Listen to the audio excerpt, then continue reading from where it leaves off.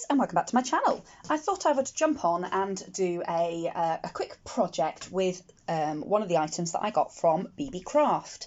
So if you watched the whole video, you will know that I picked up this pack of 50 craft sticker sheets. So they're A4 in size, and I've grabbed one out. They come in this really good resealable bag to keep them in, which is fantastic. And you get these sheets that are just a full A4 sheet of sticker paper. So you can see on the back there, it's got the release paper. Ooh. Undo it, which I can't release because I'm on the camera and it never works. There we go. So there you go, you can see. And it is really good sort of adhesive on the back of this sticker paper. So I thought we would have a go at making some vintage ticket stickers. I thought they'd be really cool, and I love the craft, and I've got a couple of other ideas. So what I'm going to do to start with is I'm just going to cut this sheet in half, just to make it easier to put it in my stamp press. So I'll do that and I will come back. Okay, so as you can see, I've just chopped it sort of roughly, well, not quite in half, but I've just cut it down.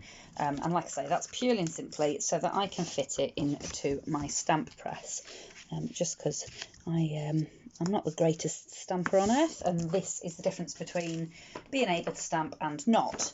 So then all I'm going to do is I've got some stamps that are ticket shaped and ticket designs on them, and I'm going to just layer these on, making sure that I've got enough space so that I can cut round each stamp once I've got it stamped out. Can't talk and lay things out at the same time, apparently. Here we go, there we are. So pop those like so. And then I have got another set that's got some stamps on as well. This one's got a Halloween one on, and I would like some of the Halloween stamps. So that will do. So all I'm going to do is just close the lid of my stamp press and pick up all of the stamps. Now I'm going to use, if I can get to it, some Memento black ink, and the reason I'm using the Memento Tuxedo black is because I'm going to use some alcohol ink markers once I've stamped these out. So if I just move my stamp press, I'm just going to go round. Now I haven't used these stamps before, so they might not stamp very well the first time, but that's the beauty of the stamp press, is that you can just go over it as many times as you want. So I'm just going to pop some gentle pressure, not pushing too hard. That's the trick that I found with stamping, is if you push too hard, you run the risk of distorting the stamp slightly, and it distorts the image. So you're better off, particularly if you've got the stamp press, just doing, stamping 2 or 3 times, but doing it lightly, and that way you don't get the distortion, particularly if you've got lots of details. So obviously these stamps have got quite a lot of detail in them, and it will just help to sort of keep that detail. So I just give a gentle rub over each stamp, like I say, without adding too much pressure. There we go. That one needs a little bit more. And some of this is because I've put so many stamps on, obviously, all at once. And like I say, they are new stamps, so sometimes your stamps need seasoning and conditioning a little bit. Like a good wok, you need to get some staining in there, and then they work better. Right, which ones were we? Knew that one needs a bit.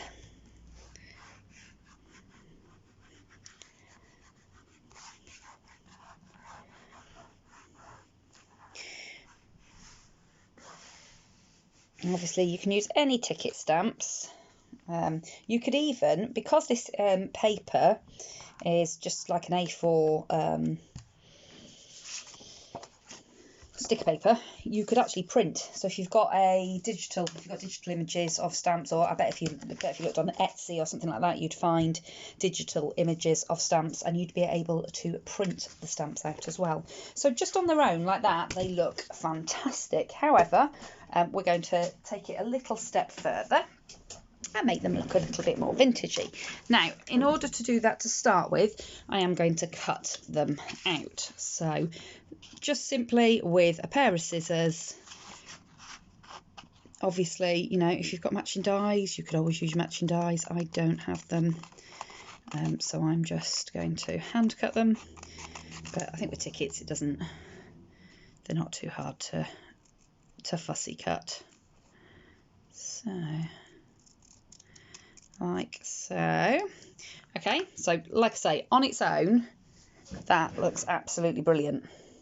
Just like a vintage ticket, it's a sticker, so I can attach it to anything, but we'll take it a step further. But because I'm sure you don't want to sit and watch me fussy cut out all these tickets, I will do that, and then I will join you back once we are at that point.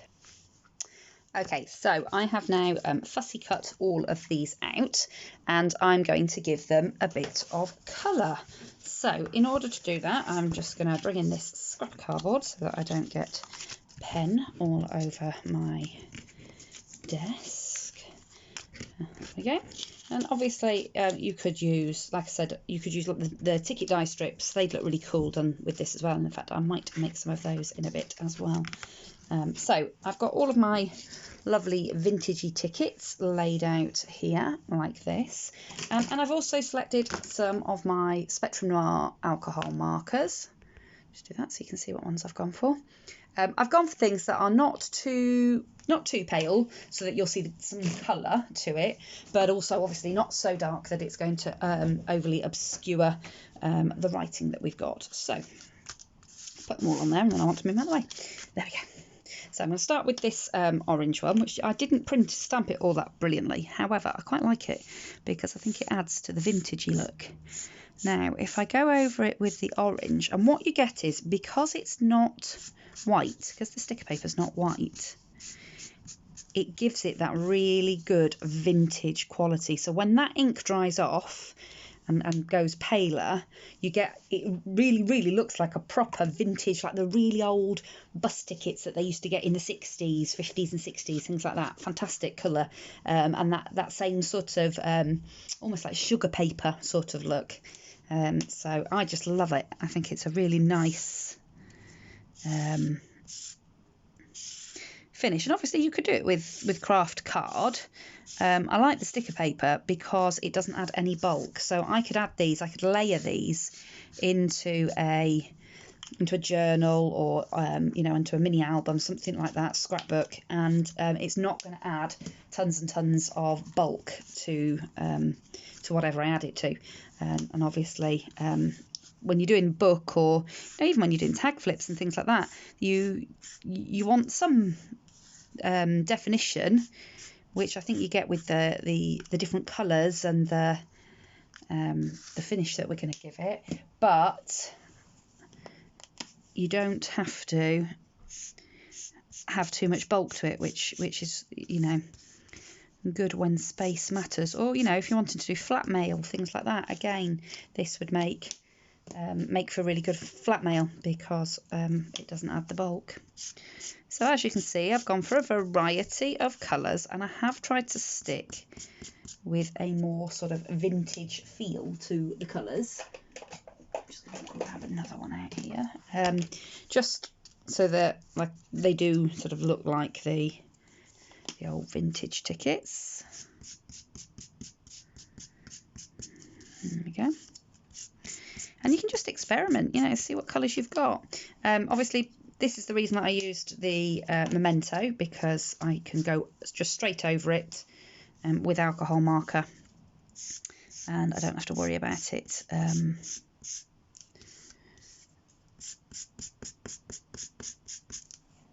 I don't have to worry about it blurring the ink or smudging the ink is the word that I'm looking for. I can't find my words. So, like I say, you can just experiment, you know. If you do one and you don't like it, well, that's okay, because there's 50 sheets of this paper. So, you know, I've got plenty to go at. I'm actually quite liking some of the darker ones as well. Oh, I like it. I like it, I like it. Let's do another orange one. This nice big long one. So just, as you can see, no skill required. It is literally just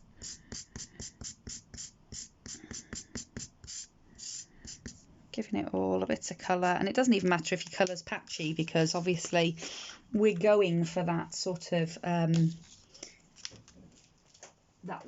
vintagey, shabby sort of look. So actually a bit of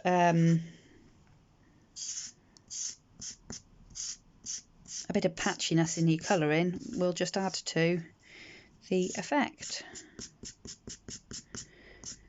And the dark ones look quite alarming when you first do them, but they actually dry off. They dry back quite nicely, so I'm liking it. And then we'll do this last one in this CT4. So, like I say, you can just experiment with it and play with it and see, you know, see what you like best. There we go. Okay, so they're all now coloured. So obviously, best bet is to give them a bit of time for the alcohol to dry. I mean, it doesn't take too long because the alcohol dries quite quickly.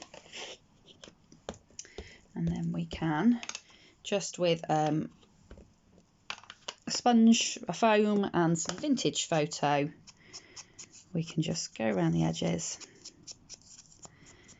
and give it a bit of shading. And you know, even if you want to go a little bit darker, just a little bit of black soot on those edges as well. We'll just make it look really vintagey. I just love them. I think that looks like a proper selection of vintage tickets. And the beauty is you can do that in any way that you like. So, you know, if you want the paler colours, you can go for the paler colours. If you want it to look more shabby and more vintagey, then you can make your stamping less precise, so it looks like it's faded. You can put more ink on and make them look as old and as vintagey as you want. I absolutely love the effect. And I love the colour, and I love the colour that the craft, because like I say, if you did this on white cardstock, what you'd get when you put these colours on is quite vivid. It's hard to get a real vintage look with pens without doing lots of shading and you know, trying to create that that vintagey colour with your pens. I find can be quite hard. The pens seem to be quite sort of vibrant, but colouring it over the craft cardstock takes some of that away. So a little bit of the black around the edge, and there you go. So I will just finish those off, and then I will show you them all once they're done. Okay, so they are all now inked, and I've dried them. So they're looking absolutely fantastic. The other thing that I just thought that might just add a little bit is I've got just a blender brush here, and I'm just going to, just in places, just sort of dab it about a little bit, just because it'll just lift some of the ink a little bit. If you'd got alcohol, like rubbing alcohol, you can actually splash some on and that would look even better. But it'll just lift the colour here and there, and again that'll just add to that sort of vintage look to the tickets.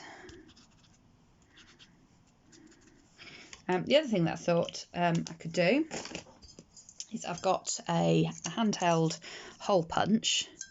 I thought it might be quite cool just to snip the top and bottom of some of the tickets, because obviously sometimes you get tickets that have got the holes in them, or you get the tickets where they've been used, and that's how they used to sort of mark that the ticket had been used. They'd they'd put a hole in the ticket. So yeah, again, little ways that you can add to the vintageness of it, without having the dies as well, which is handy. So there we go. They are my vintage. Let's see if I can zoom in a little bit. I'll show you all my lovely vintage tickets that are stickers. That obviously I can add to either embellishments or books or just absolutely anything. I just think they are fantastic, and the craft colour of the sticker paper just really makes the ink soak in, but it knocks that colour right back and makes it look really, really vintagey. And I just love them. I think they are absolutely fantastic. So you'll be seeing these again in projects up and coming. So I hope you've enjoyed a quick look at one of the things that I'd got in mind for this sticker paper. However, I have got lots of other projects in mind as well. So that's it from me for now, and I'll see you all again very soon in another crafty video. Bye for now.